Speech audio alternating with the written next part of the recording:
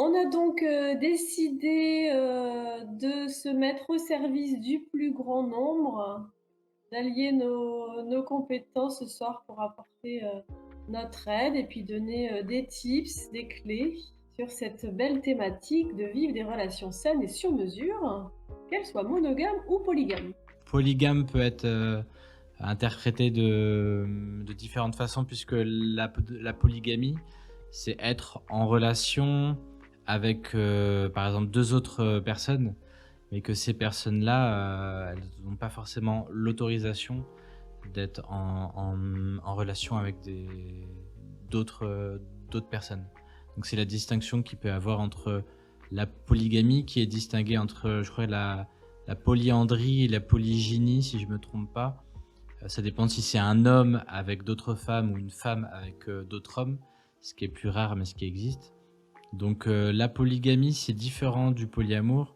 En polyamour, chacun est libre de pouvoir être en relation avec qui il souhaite. OK, merci pour cet éclairage, cette, précision. Comment par exemple, bah, vivre cette relation saine, donc ça sous-entend, sans souffrance amoureuse. D'après toi, c'est quoi la chose la plus importante pour ne pas souffrir en amour? Moi, les personnes que j'accompagne en coaching, qui souhaitent ouvrir, leur relation, elles ont des problématiques, soit elles dans leur relation, elles sont des personnes qui sont célibataires, qui vivent seules, en tout cas qui sont pas en couple et qui ont des relations, ou des personnes en couple. Il y a beaucoup de couples qui viennent me voir, donc une personne dans un couple, qui souhaite, ouvrir le couple. Mais finalement, les problématiques que je rencontre quand on essaie de dénouer tout ça, c'est pas des problématiques liées au polyamour, c'est des problématiques liées à la relation d'une manière générale, donc la relation avec soi-même et la relation avec les autres. Donc finalement, quelqu'un qui va venir vers moi en disant: «Voilà, je souhaite ouvrir mon couple, ou j'ai appris que mon ou ma partenaire m'a trompé avec quelqu'un d'autre. Finalement, on en a parlé, on souhaite, ça me fait mal, mais je souhaite peut-être ouvrir le couple». Il y en a toujours un qui est, à l'origine de la demande, l'autre qui des fois subit un petit peu. Mais, à chaque fois finalement, là-dedans, moi quand je les accompagne pas pour, apprendre à pouvoir être en relation, à 2, à 3 ou avec, comment gérer plusieurs relations en même temps, c'est pas vraiment le thème. Le thème principal, c'est comment être bien moi-même dans la relation avec moi et dans la relation avec l'autre. C'est pour ça que quand tu me demandes comment être heureux en amour, finalement pour moi, la question du mode, relationnel, elle est secondaire parce que souvent, moi, je vais travailler sur un état d'esprit, on va dire une façon d'être, une façon de penser, une façon de percevoir, de concevoir la relation de manière globale qui va nous amener à pouvoir vivre, sainement une relation. Ça passe, voilà, l'exemple le plus concret qu'on peut donner, c'est que quand j'accompagne quelqu'un qui est dans une situation de dépendance affective, que ce soit, lui vis-à-vis de son ou sa partenaire ou que ce soit dans l'autre sens, quand on est en situation de dépendance affective, forcément si on veut être heureux, véritablement dans sa relation, il va falloir essayer de sortir au maximum de cette dépendance affective. Parce que quand on est dans cette situation-là, finalement, notre état émotionnel va dépendre énormément de l'autre personne. Donc c'est très difficile de pouvoir être heureux si on a, des attentes vis-à-vis d'une autre personne, si on a besoin que quelqu'un se comporte d'une certaine façon pour qu'on soit heureux, et ben c'est très facile que cette personne nous déçoive, se comporte pas, nous donne pas ce qu'on a besoin, nous donne pas ce qu'on attend. Ce qui fait que quand on est dans cette situation, quand on est dépendant, plus ou moins dépendant d'une personne à une certaine échelle, et ben, on va dépendre, d'un tas de facteurs extérieurs. Donc c'est compliqué de pouvoir être heureux dans une relation si on va dire, si on n'a pas le contrôle un petit peu, sur tout ça. Donc la première étape pour être heureux dans les relations en amour, d'abord, ça va être de sortir de cette dépendance, de se recentrer sur soi. C'est vraiment le travail le plus important, à chaque fois. C'est que ces personnes-là, quand on a la tête, dans le guidon, on va dire, quand on a la tête dans les émotions, qu'on est dans la phase de passion avec quelqu'un, de NRE, de l'énergie de la nouvelle, relation, hem, on a tendance à mettre cette relation sur un piédestal, à sacraliser cette relation, que cette relation prenne une importance énorme. Et c'est justement important, et j'avais écouté d'ailleurs, un épisode d'un podcast intéressant que je conseille à chaque fois à tout le monde, c'est «Le cœur sur la table», et il y a un épisode spécifiquement qui parle de ça, qui dit très justement que on a tendance à mettre la relation amoureuse au centre de tout et à lui donner une importance énorme. Et ça, bien sûr, dans la culture dans laquelle on est, à travers les séries, les films, les musiques, la religion et le mariage, et il y a beaucoup de choses qui font que on a tendance à donner cette importance à la relation amoureuse. Et, et on voit même souvent des couples, je sais pas si toi aussi tu as observé ça, des personnes, des amis à toi qui étaient, célibataires, qui se mettent en couple et puis qui se coupent un petit peu, du monde. On les voit plus trop, ils s'éloignent un peu, ils se coupent un peu de la famille, ils se coupent des amis, des fois ils déménagent, enfin, on a l'impression qu'ils créent une petite bulle, un petit univers. Ils s'éloignent un peu des autres, Ouais, tout à fait. relations, voilà. Ils deviennent un petit peu, fusionnels et Mmh. on va dire, interdépendants, l'un de l'autre, parce que forcément tous leurs besoins, sociaux, doivent être, il y a qu'une personne qui peut répondre à ces besoins. Et quand on est dans cette optique-là, du coup, bah, on devient il y a une forme de dépendance qui se fait, dans, les 2 sens, et ça met une pression énorme sur l'un et sur l'autre. Et heu et c'est compliqué de pouvoir, répondre aux attentes, aux besoins, de l'autre. Et ce qui est intéressant et ce qu'elle souligne, dans ce podcast-là, c'est que finalement, nos besoins, on peut les assouvir de plein de manières différentes. On peut déjà, heu, d'où la base de se recentrer, on peut déjà répondre à une partie de ces besoins soi-même. Je vais donner un exemple, simple.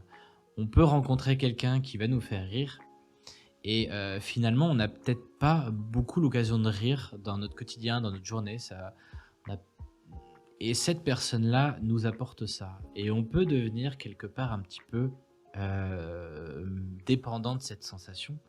Parce que cette sensation de rire, ça au niveau chimique, il se passe quelque chose en nous, c'est agréable. On aime ça, on a besoin de liens sociaux, on a besoin de rire. Du coup, on va trouver ça chez cette personne, et ça va faire partie des petites choses qu'on a besoin chez cette personne. Et quand on se recentre et qu'on veut un petit peu prendre de la distance, pas de la distance dans le lien ou dans l'amour ou tout ça, mais plutôt un détachement émotionnel, de donner un petit peu moins d'importance, de dire: «Voilà, je vais essayer de répartir mes besoins».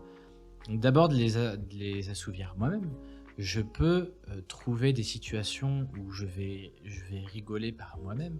Je vais me faire rire, je vais danser, je vais regarder un film drôle, ou il y a il y a pas mal de choses déjà qu'on peut faire pour répondre à ça. Et ensuite, on peut se dire: «Bah, finalement, cette relation, si je la mets pas au centre de tout et je la considère comme, n'importe quelle autre, relation, heu, j'ai d'autres relations peut-être qui me font rire. Peut-être que je me suis éloigné, mais j'ai des amis, j'ai de la famille, j'ai des collègues, de boulot que peut-être que je vois pas assez souvent, que je pourrais revoir, avec qui je rigole bien aussi». Donc La manière dont je l'explique, c'est très,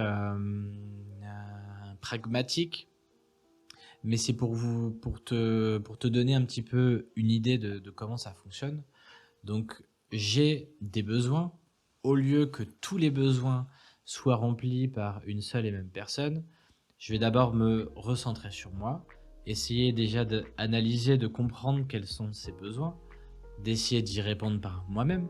Et bien sûr, j'ai souvent le cas en accompagnement de personnes qui ont une estime d'elles assez basse, qui ont besoin de se recentrer sur elles, de passer du temps véritablement avec elles comme si c'était une relation à part, d'apprendre à améliorer leur image qu'elles ont d'eux-mêmes, à passer du temps à se toucher, à reprendre contact avec elles. Donc il y a toute cette partie-là qu'on peut s'apporter soi-même qui est vraiment la base.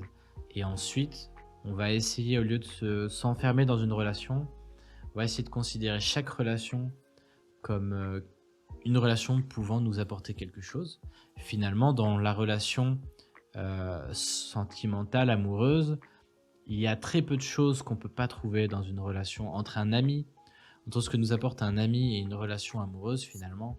Il y a énormément de choses qu'on peut retrouver dans un cas et dans l'autre, mis à part peut-être les rapports sexuels, l'attirance physique, etc. Cette autonomie, en fait, oui, c'est ça? D'accord. Après, il y a beaucoup de psychologues qui disent, que pour être bien en amour, il faut effectivement, d'abord être bien avec soi-même et avoir cette autonomie affective. Je suis un peu partagée sur le sujet. Je pense que aussi ce sujet de l'autonomie émotionnelle et affective peut aussi bien se travailler en couple. Mais ce que je retiens de ce que tu as dit, Romain, c'est que finalement, penses-tu que pour éviter la souffrance, il faut être attentif justement à ses besoins et ses attentes? Est-ce que, en quoi ne pas avoir d'attente peut permettre d'éviter la souffrance amoureuse? En fait, on va dire que la souffrance ne se trouve jamais dans la situation elle-même, elle se trouve dans les attentes qu'on a de, de ce qu'on veut qui se passe, de ce qu'on veut, et la réalité. Parce que si ces attentes sont comblées, c'est OK? Ouais.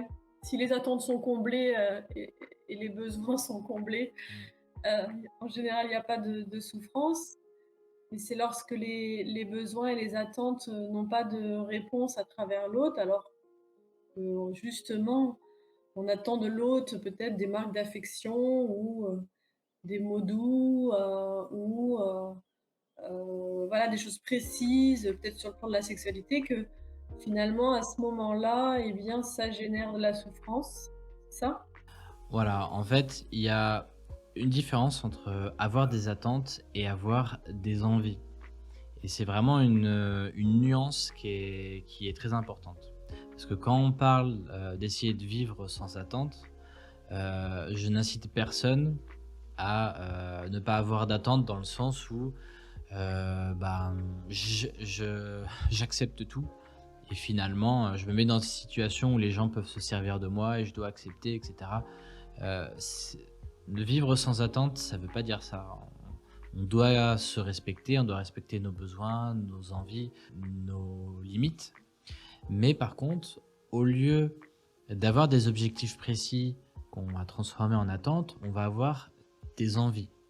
Par exemple, si je rencontre une nouvelle personne, que cette personne, je ressens quelque chose de fort, d'intense et que j'aimerais vraiment avoir, de développer une relation avec cette personne, heu, inconsciemment, si je reçois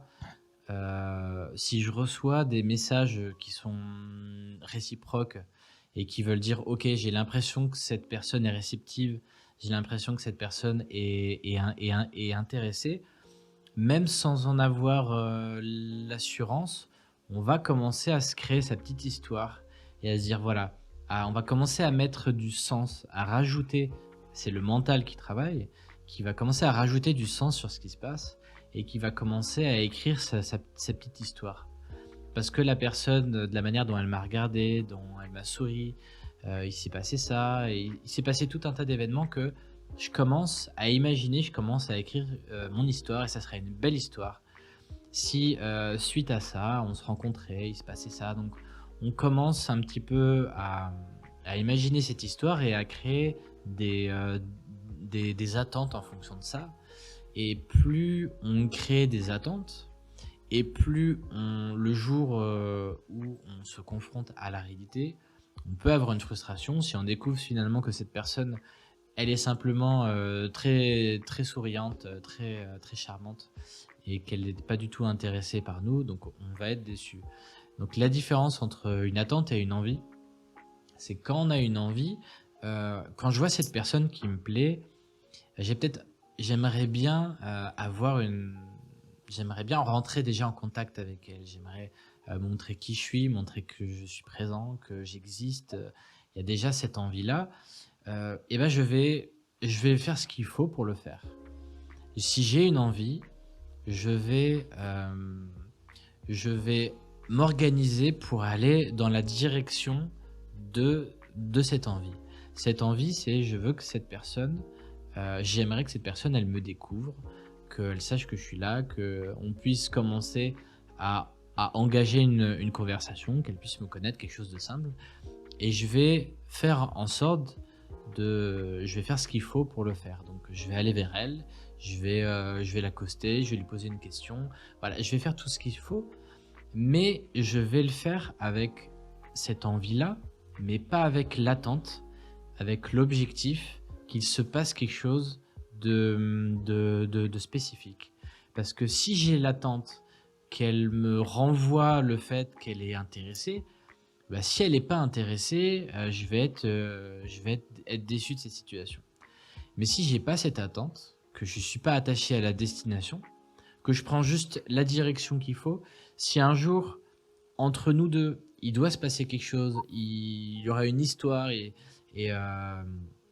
on va créer une relation tous les 2, ça va commencer par la rencontre, ça va commencer par ça et je sais par où ça commence, je connais cette direction-là. Donc je me contente de prendre cette direction avec, l'envie et l'intention d'aller à la rencontre de cette personne, mais je ne suis pas attaché à la destination finale et tant qu'on reste à ce La niveau-là, destination. voilà, c'est ça. Tant qu'on reste au niveau, des envies et qu'on ne transforme pas ça en attente, on souffre pas. Parce que finalement, les attentes qu'on a ne sont pas, et ça c'est le truc un petit peu compliqué à percevoir, c'est elles ne sont pas légitimes.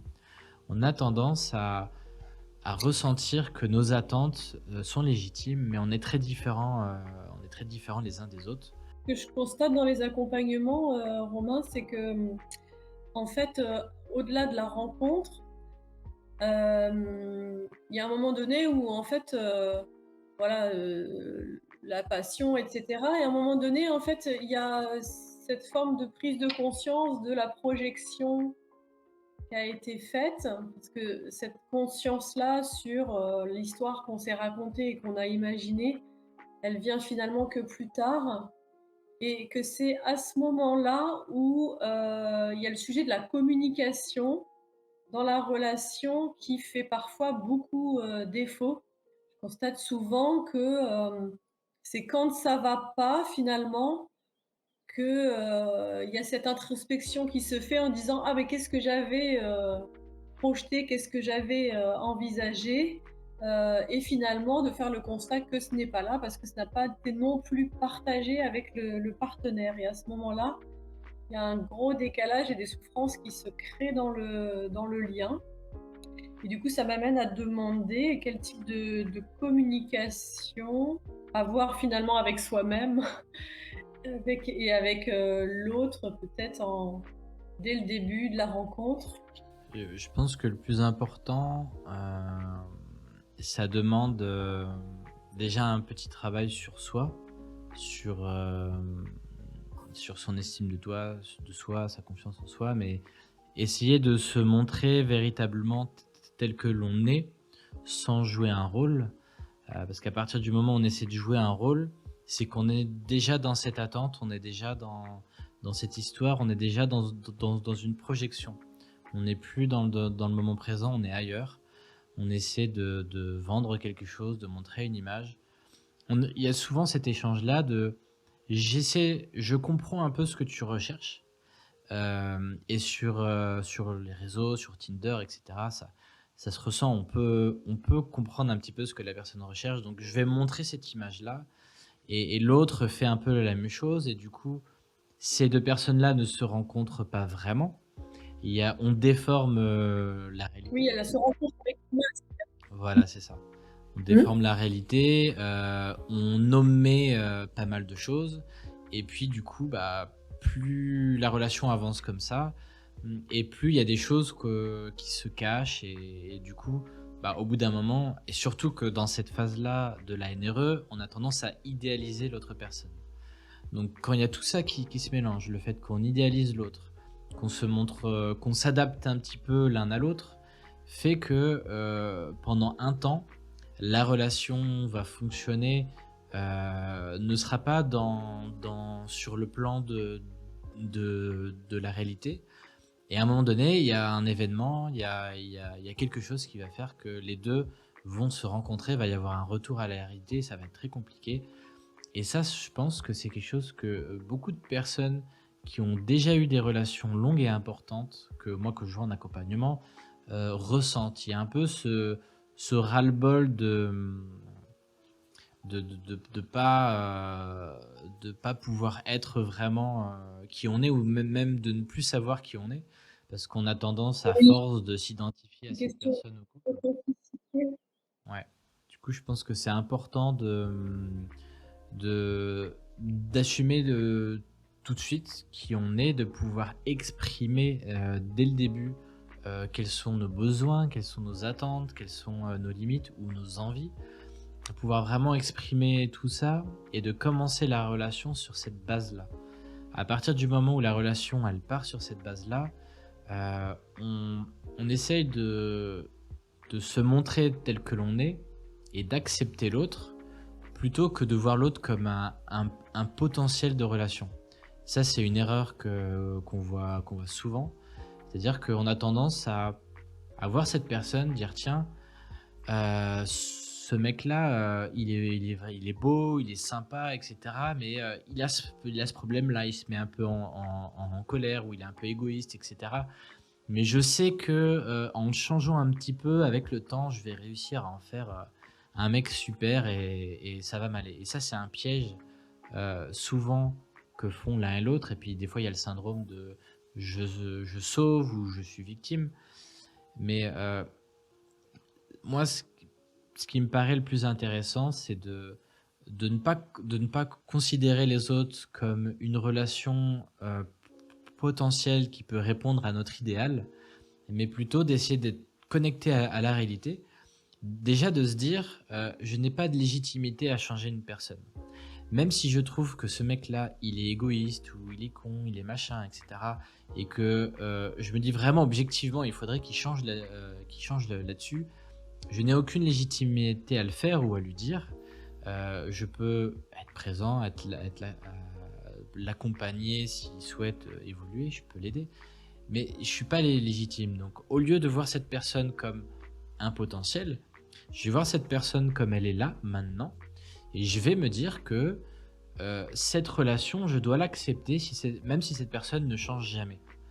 Et ça, c'est quelque chose qu'on devrait se dire à chaque fois, de me dire, ok, je suis en train de me mettre en relation avec quelqu'un, il y a peut-être des choses qui me gênent, est-ce que j'accepte de mettre en relation, même si cette personne, dans 5, dans 10 ans, elle sera toujours exactement la même personne.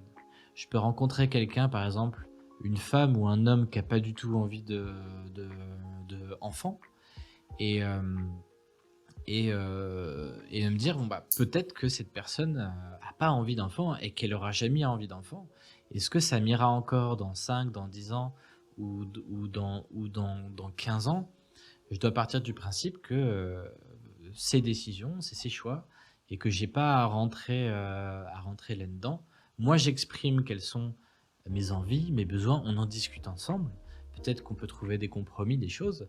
Mais en tout cas, s'il y a des choses qui ne rentrent pas dans mon idéal, je dois pas essayer de mouler cette personne dans cet idéal-là. Je dois accepter le potentiel que je peux avoir avec chaque personne que je rencontre, dans la réalité, quoi. OK Romain, ouais. Je pense qu'il y a beaucoup de personnes, aussi qui se posent la question de, est-ce que je suis fait, plutôt pour, une relation exclusive ou est-ce que je suis fait pour le polyamour? Comment, explorer cette question pour savoir finalement, aujourd'hui, de quoi j'ai besoin ou envie? Mmh. Tout en sachant que les envies peuvent, ne pas être, forcément en phase avec les besoins. C'est souvent une question que j'aborde, au tout début de mes accompagnements, hein. J'ai souvent des personnes qui arrivent avec, ce questionnement-là. Est-ce que je suis polyamoureux ou polyamoureuse? Est-ce que je suis monogame? Je suis un petit peu perdu, perdu entre les 2. Qu'est-ce qui me convient vraiment? Il y a un peu ce côté crise de identité. On s'était identifié à quelque chose, on vit dans une culture, qui fonctionne, d'une certaine façon. Il y en a qui ont toujours trompé dans les relations, qui ont jamais réussi à être fidèles, mais qui ont toujours aimé tous les partenaires, qu'ils ou elles ont eus et qui se sentaient mal par rapport à ça et qui finalement se disent: «Bah, peut-être que je suis polyamoureux ou polyamoureuse» et ça explique, ça donc il y a pas mal de personnes qui il y a cette confusion de, est-ce que, déjà, c'est inné? Est-ce qu'on est, de manière innée plutôt monogame ou plutôt polyamoureux ou polyamoureuse? Et comment savoir ce qu'on veut vraiment? Moi, ce dont mon point de vue, mon opinion par rapport à ça, c'est qu'il y a 2 façons de voir les choses déjà. Il y a soit on considère que c'est inné, qu'on est, polyamoureux ou monogame ou que c'est en nous depuis toujours, que c'est, une orientation, enfin il y a plusieurs manières de le voir. Soit on considère que quelque part c'est un choix, c'est quelque chose qui se décide, c'est quelque chose, qui se travaille, moi je prends toujours l'exemple, d'aller courir un marathon par exemple. Peut-être que j'ai du mal à aller courir 1 kilomètre. Je suis essoufflé quand je monte, les escaliers et je pourrais me considérer comme quelqu'un qui n'est pas sportif et donc me dire: «Bah, voilà, je suis quelqu'un de pas sportif ou sportive, du coup aller courir un marathon, c'est pas pour moi. Dès que je cours, ça me fait souffrir donc ça, je zappe» et il y a la façon de voir que plutôt je vais essayer d'aller au-delà de mes croyances, croyances limitantes ou de mes peurs, de mes insécurités, des souffrances que je peux ressentir, quand je monte un escalier, je suis essoufflé et je vais essayer de mettre ça de côté et de réfléchir. Est-ce que, par exemple, on va dire que chaque mode relationnel a des avantages et des inconvénients, a des valeurs. Qu'est-ce qu'il y a dans le polyamour, dans le fait d'être libre de mes sentiments et de ma sexualité, de laisser cette liberté à l'autre? Est-ce que là-dedans, il y a quelque chose qui m'intéresse? Est-ce que ça résonne? Est-ce que j'ai longtemps été attiré par d'autres personnes alors que j'étais en relation et que je pouvais pas le vivre et que je refoulais ça et que, quelque part, sur le principe, ça me gêne d'entraver cette liberté? Il y a des personnes qui vont avoir ce raisonnement mais qui vont dire: «Mais de toute façon, je serais incapable de le vivre, je suis trop jaloux ou trop jalouse, donc je vais partir du principe que c'est pas pour moi». Donc moi, je préfère, plutôt dire, dans ces cas-là, on va pas partir du principe que c'est, inné, qu'on est comme ça. Pas parce que, c'est vrai ou c'est faux, mais parce que ça ferme les perspectives. Je préfère choisir la deuxième option parce que ça ouvre les perspectives. À partir du moment où on n'est pas persuadé qu'on est ou qu'on s'identifie à quelque chose, on peut garder, cette ouverture qui nous permet d'aller explorer ce qu'on veut vraiment et qui on est vraiment. Et c'est ça qui m'intéresse, moi, d'aller explorer, essayer d'aller comprendre quelles peuvent être les croyances limitantes, quelles peuvent être toutes les choses qui font que on est plus attiré par un mode relationnel ou l'autre. Et ensuite, en fait, j'ai des personnes qui peuvent se projeter là-dedans, mais ça leur paraît impossible.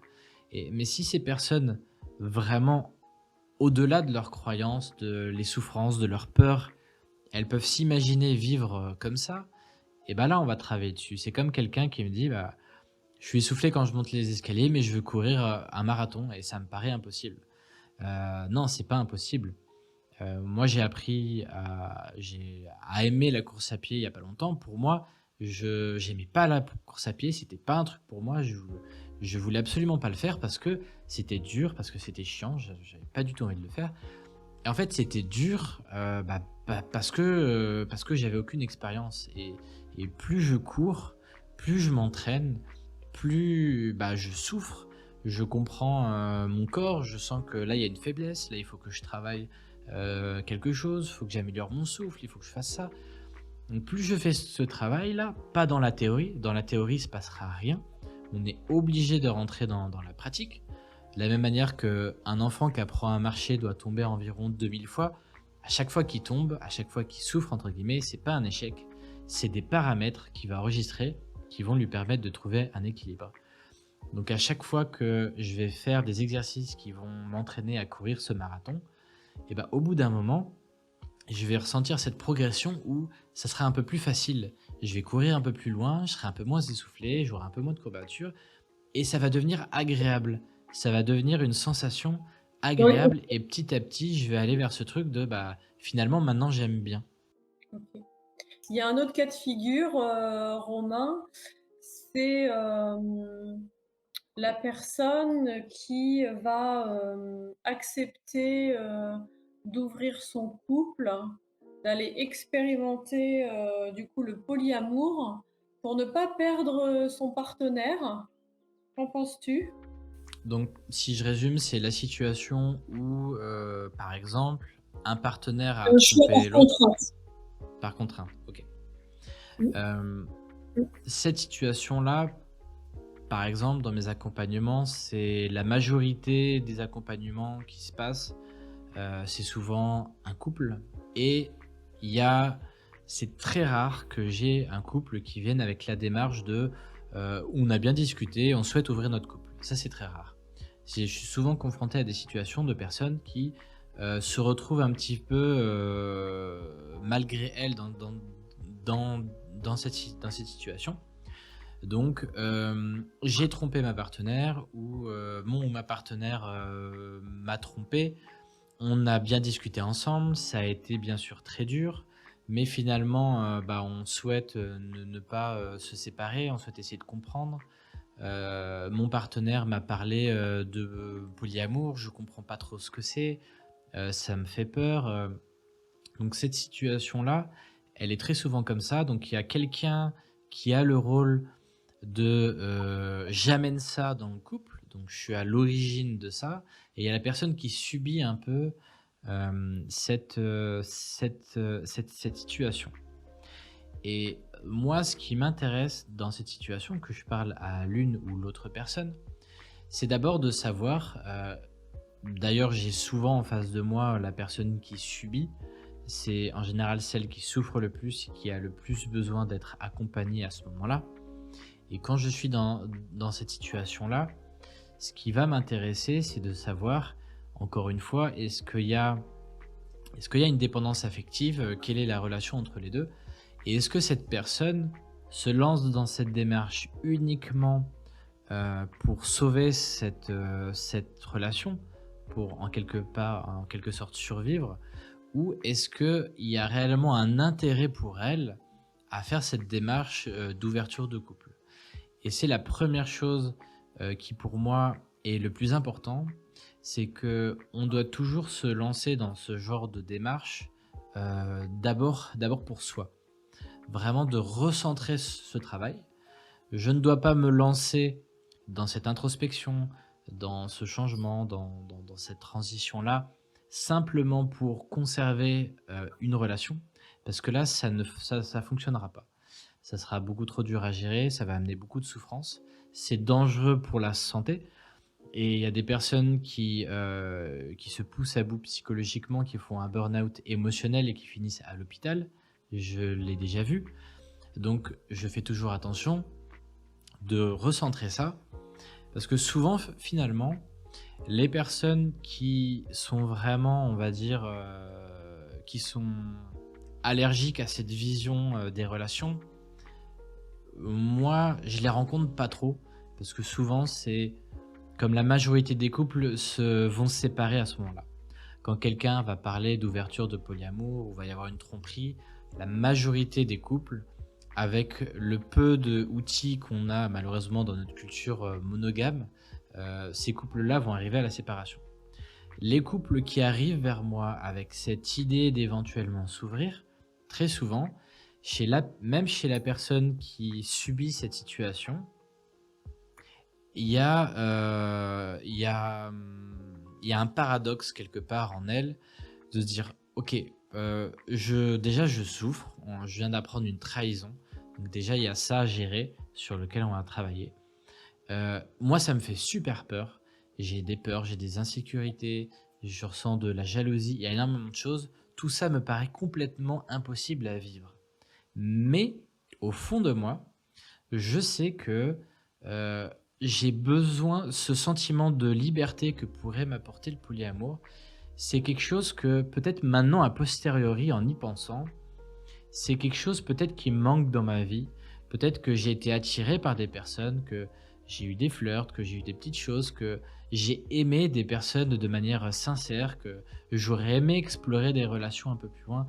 Il y a quelque chose là-dedans et le fait de récupérer ma liberté et de laisser la liberté à l'autre et qu'on ne s'appartienne pas. Il y a des choses dans ces valeurs, dans cette projection qui résonnent en moi, mais c'est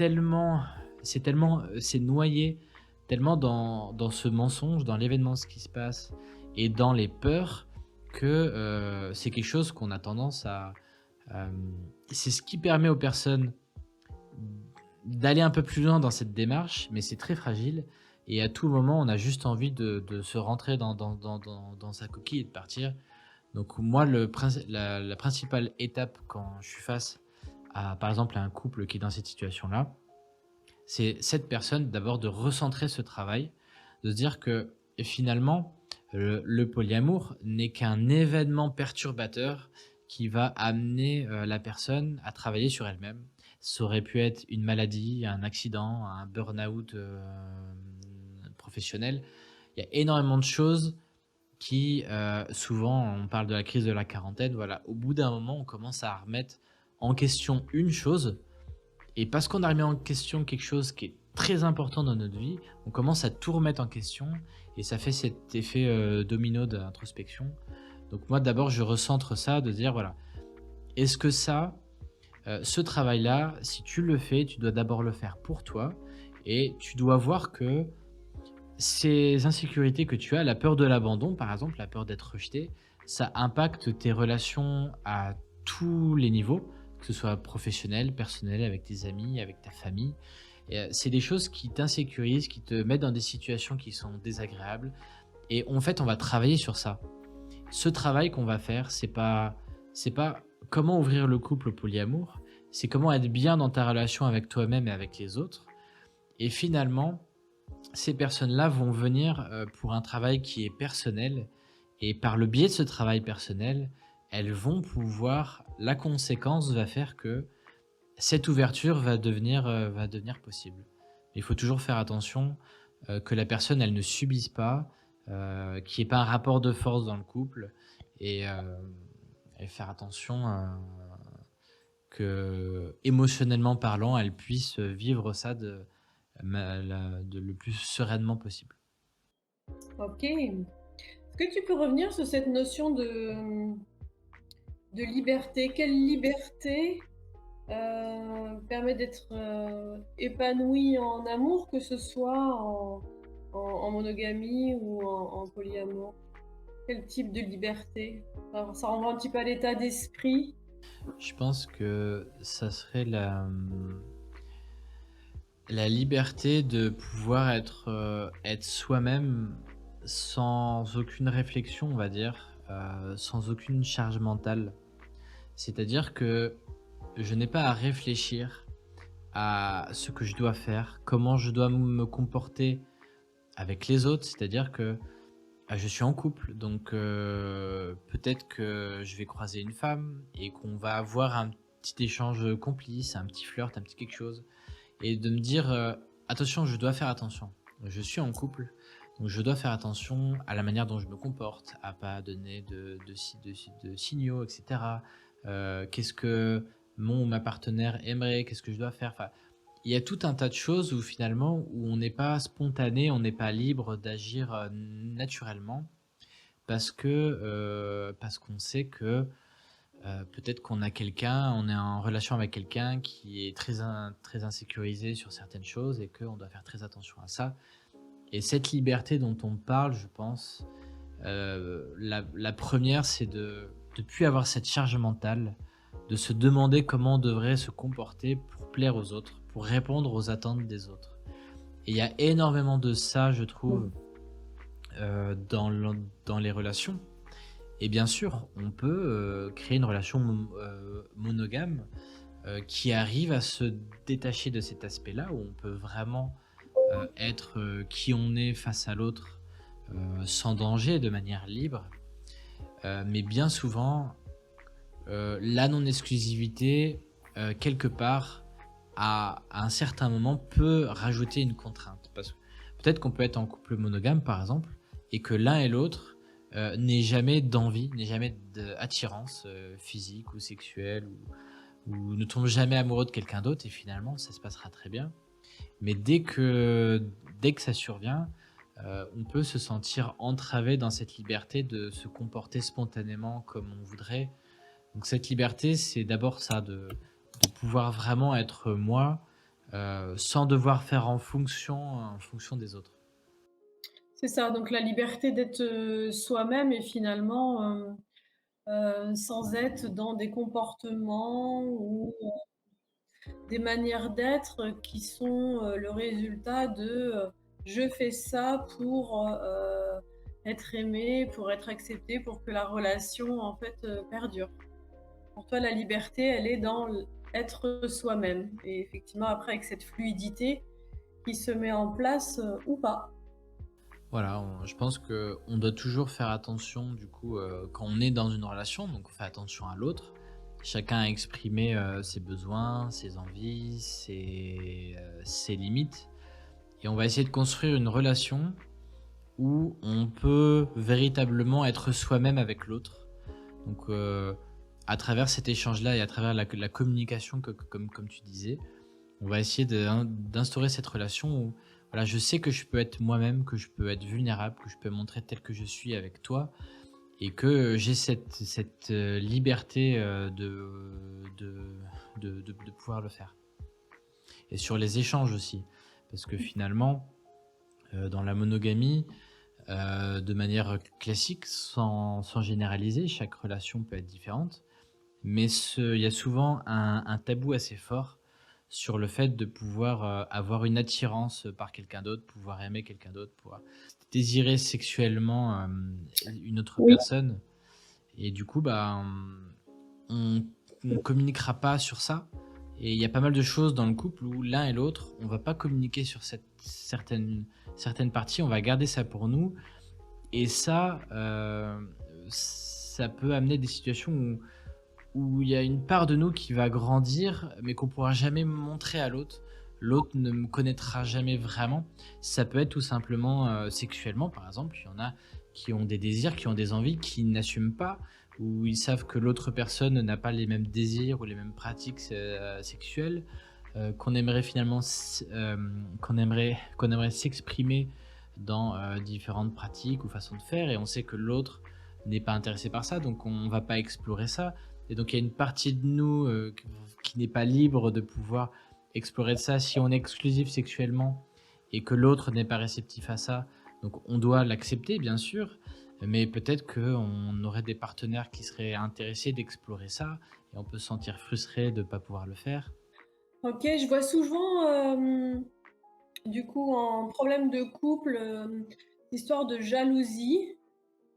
qui est rattaché un peu autour de cette idée, l'autre, l'autre m'appartient et il ne peut, aimer que moi, qui génère beaucoup de conflits et puis même de non-dits et puis parfois même, bah, du coup, l'infidélité quand, c'était pas, effectivement, au contrat, de départ.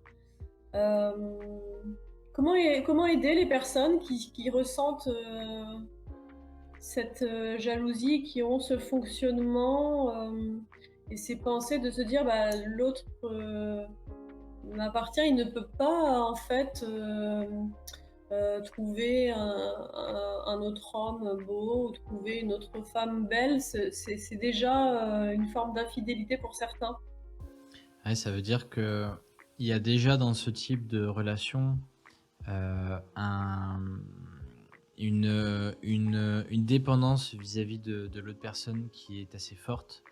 Je suis très attaché au, regard de l'autre, à l'importance que je vais avoir, chez l'autre. Il y a beaucoup d'attachement, du coup, de dépendance qui vont faire à ce niveau-là et la première étape, c'est d'essayer de comprendre d'où viennent, ces comportements-là. Donc en général, on va regarder quelles relations on a eues, dans l'enfance, quelles relations on a avec nos parents, avec nos frères et sœurs, avec, tout un petit peu les expériences qu'on a pu avoir, relationnelles avec des amis, avec de la famille et cetera. Il y a souvent des événements, il y a souvent des choses qui expliquent que des petits traumas, des gros traumas ou des petits traumas, des petites choses qui expliquent que, on a ce besoin de s'attacher à une personne et d'exister aux yeux de cette personne. On a besoin, que cette personne nous renvoie une image. Je prends un exemple assez classique. Peut-être que, peut-être que j'ai une très mauvaise image de moi, j'ai une très mauvaise estime de moi parce on s'est moqué de moi pendant mon enfance. J'ai beaucoup souffert de ça et j'ai rencontré une femme qui m'a, renvoyé une bonne image de moi et c'est rare que je rencontre une personne comme ça. Elle m'a permis de m'aider à retrouver confiance en moi, à m'aimer à nouveau, mais finalement ce travail-là, j'ai pas pu le faire, personnellement moi-même. Je l'ai fait à travers son regard. Ma confiance en moi, je l'ai construite uniquement à travers son regard. C'est parce que je vois de la manière dont elle me regarde, dont elle m'exprime, qu'elle me trouve beau ou intéressant ou intelligent. C'est à travers tout ça que moi je me construis cette confiance et que je me construis une identité que je n'avais pas. Donc moi, je m'étais identifié à une image, qui est mauvaise, on va dire. J'avais une mauvaise image de moi et là, quelqu'un me renvoie cette image et je vais m'identifier à ça. Ça va être ma nouvelle identité. Mais ma nouvelle identité va se trouver uniquement dans cette relation-là. Elle n'existera que à travers cette relation-là. Donc, je vais être complètement, dépendant et très attaché du regard de cette personne. Donc si cette personne, par exemple, pour aller encore plus loin, si cette personne me renvoie une très belle image et que moi c'était pas le cas, je peux avoir le syndrome de l'imposteur et me dire, «Elle se rend pas compte, je sais pas comment elle arrive à me voir comme ça, mais j'ai peur qu'un jour elle finisse, par se rendre compte de qui je suis vraiment, à trouver, un autre homme qui est plus beau, plus intéressant et cetera et qu'elle me quitte».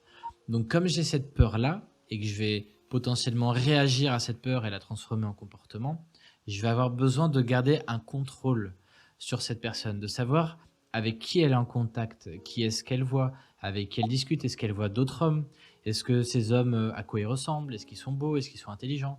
Je vais avoir besoin de vérifier tout ça et malheureusement, mon interprétation va faire que, bah, quand je vais voir ces autres hommes, je vais avoir l'impression qu'effectivement sont plus beaux, sont plus intelligents, sont plus intéressants et je vais me sentir dévalorisé par rapport à ça et je vais rentrer dans un tas de processus où je vais vouloir, garder le contrôle de garder personne pour moi. Et là, c'est un exemple quand on arrive à identifier ce genre de choses. Et bah, par exemple, on va d'abord travailler sur l'image qu'on a de soi, sur construire sa vision, son estime sur soi-même et pas sur la vision de l'autre. Donc se détacher un petit peu de la peur du regard de l'autre, de mettre un petit peu de distance, de se détacher émotionnellement de cette personne, se recentrer un petit peu sur soi. Et puis finalement, quand on va faire ce travail-là, on va arriver à un point un peu plus loin. On va se dire, bon, bah, si ma partenaire trouve un mec beau, c'est pas trop grave. Je sais que, je sais que je suis bien comme je suis. Donc elle peut trouver un autre homme bien comme il est. Finalement, vu que j'ai moins d'attaches, ça me dérange moins. Donc voilà un processus, voilà un exemple qui peut expliquer pourquoi est-ce qu'on sent ça et comment on peut s'en sortir. Ouais, nickel. Ça me fait penser à ta dernière excellente, vidéo au sujet de la prophétie, réalisatrice. Si on reprend le dernier sujet autour de la peur, de, donc l'infidélité ou tout du moins de l'attirance, de son partenaire, sa partenaire pour quelqu'un d'autre. Est-ce que tu peux nous en redire, quelques mots pour qu'il y ait de la conscience sur, ce sujet que, on attire à soi ce que l'on projette?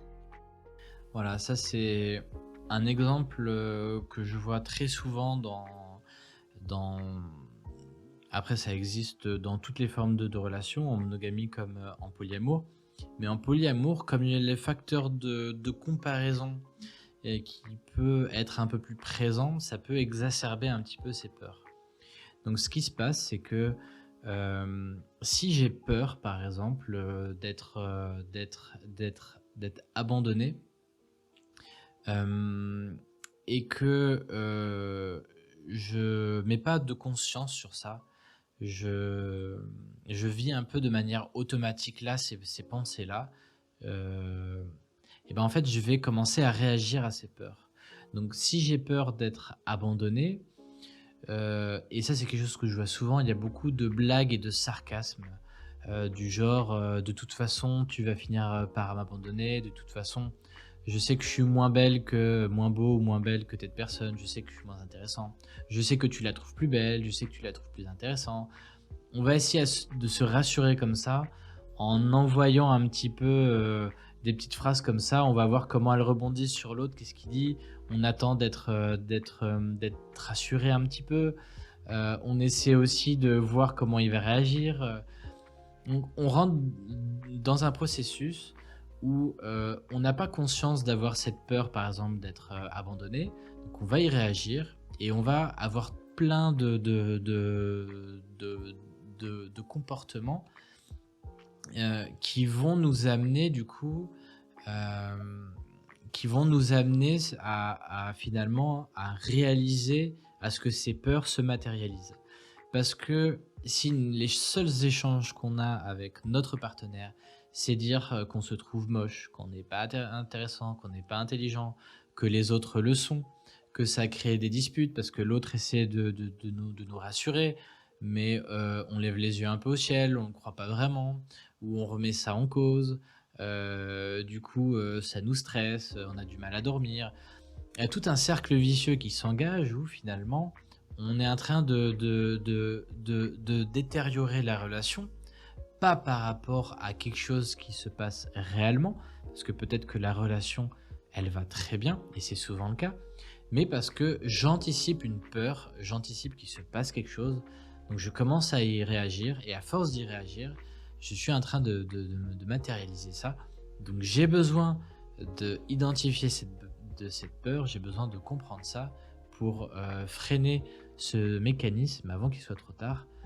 Heu, j'ai vu beaucoup de personnes qui l'ont vécu dans l'autre sens, c'est-à-dire, leur partenaire, qui rentrait dans ces comportements-là et au bout d'un moment là, ces personnes-là, ou on veut dire, en ont marre, ça devient une charge mentale, ça devient énorme de dire: «Écoute, tu es tellement sûr de pas être beau ou belle ou intelligente et cetera, de remettre en question ce que je dis, de me faire des blagues, des sarcasmes, et cetera.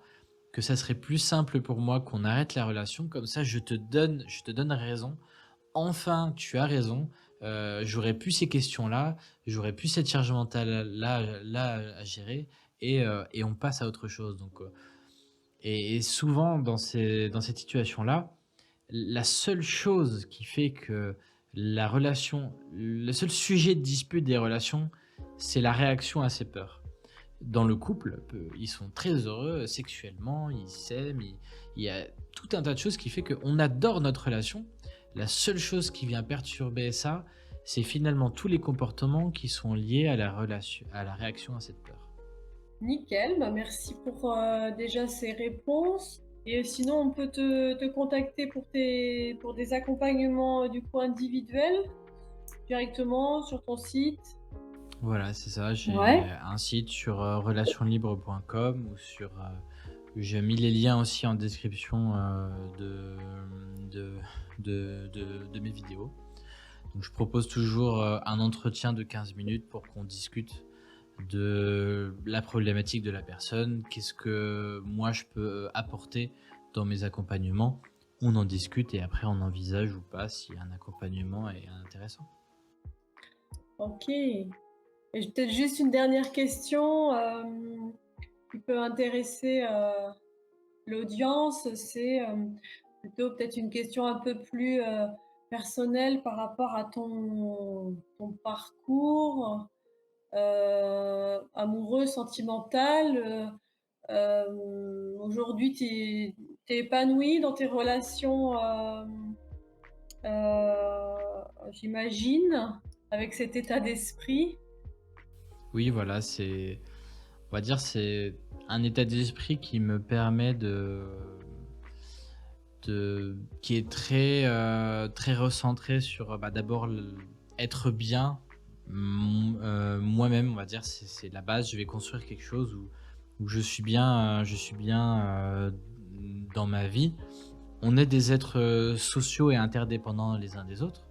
Donc, je peux pas être un ermite non plus, me couper des relations pour être tranquille, de pas souffrir, et cetera. On a besoin de ces relations-là et j'apprécie, toutes les relations que j'ai.